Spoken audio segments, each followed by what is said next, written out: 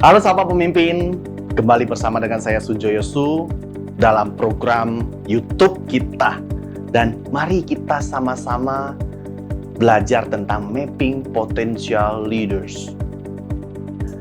Dalam episode Ganesha Kalpataru Satya kali ini, kita akan fokuskan dalam bagaimana kita memetakan para potensial leaders.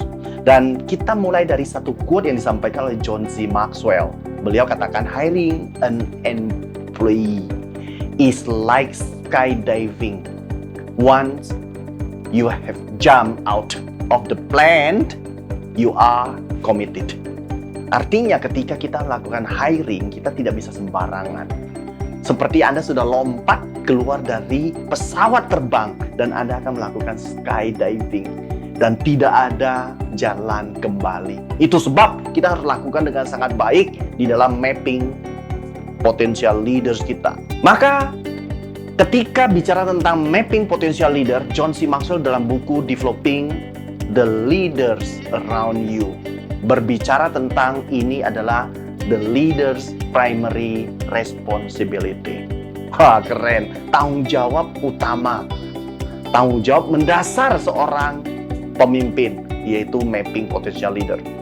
Nah, beberapa insight yang akan saya berikan. Yang pertama adalah ketika Anda sudah mampu melakukan mapping potential leader, Anda akan memahami untuk mengembangkan positive, successful people dan menemukan goal, bukan pasir.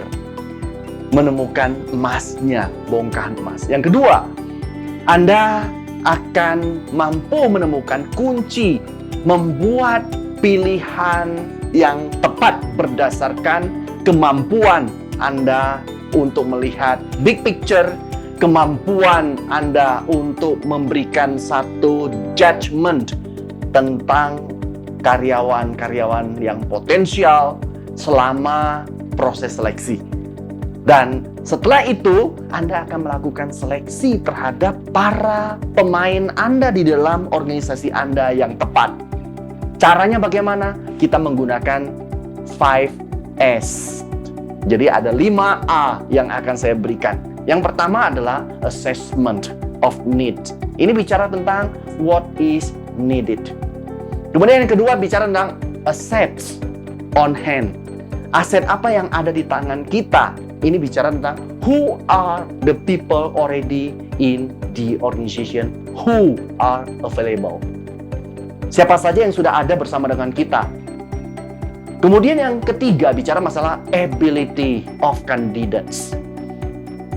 Dalam hal ini bicara tentang apa? Bicara tentang who is able, who is unable. Yang berikutnya bicara tentang attitude of candidates.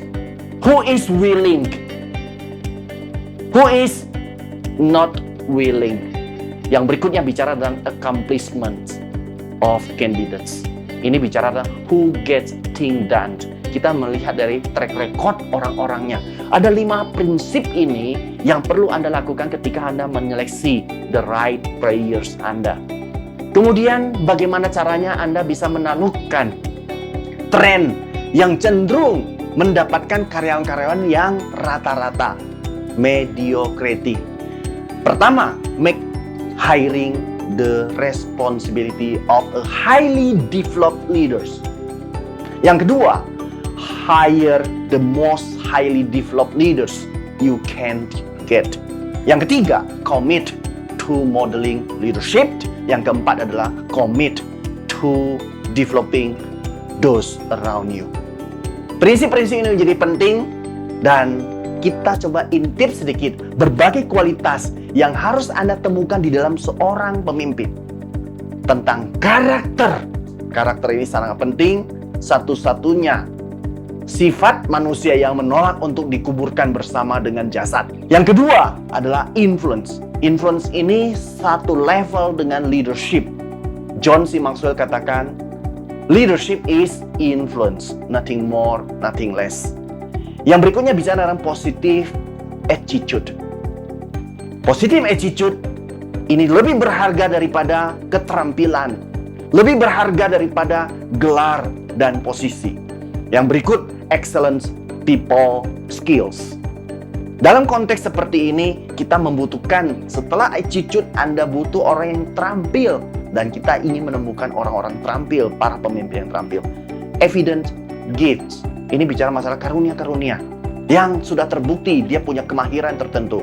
Seperti kemahiran di dalam melakukan coaching, mentoring, teaching, speaking, dan lain-lain yang lain. Kemudian, proven track record. Ini bicara tentang track record sebelumnya.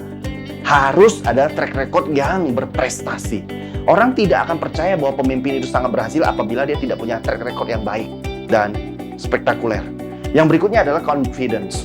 Ini bicara masalah seorang pemimpin perlu kepercayaan diri. Karena kepercayaan diri akan menular kepada orang-orang yang mereka akan pimpin. Itu sebab seorang pemimpin membutuhkan kepercayaan diri yang baik. Self-discipline. Ini yang membedakan antara pemenang dan pecundang. Effective communication skill. Kemampuan berkomunikasi, kemampuan membangun engagement, kemampuan membangun connecting dengan orang lain. Dan yang terakhir adalah discontent with the status quo. Tidak puas dengan status quo, tidak puas dengan keadaan sekarang, dan akan terus lakukan improvement, baik diri sendiri maupun tim dan organisasi. Inilah kualitas yang kita perlu dapatkan bagi seorang pemimpin. John C. Maxwell katakan bahwa character flaws cannot be ignored. Cacat-cacat karakter tidak dapat diabaikan. They will eventually make a leader ineffective. Ini akan memberikan seorang pemimpin tidak efektif. Jadi kita harus sangat hati-hati bagi yang cacat karakter. Sahabat pemimpin, apabila Anda ingin mendapatkan berbagai inspirasi dan insight tentang kepemimpinan, jangan lupa subscribe dan ikuti video-video YouTube saya dalam program Ganesha Kalpataru Satya ini.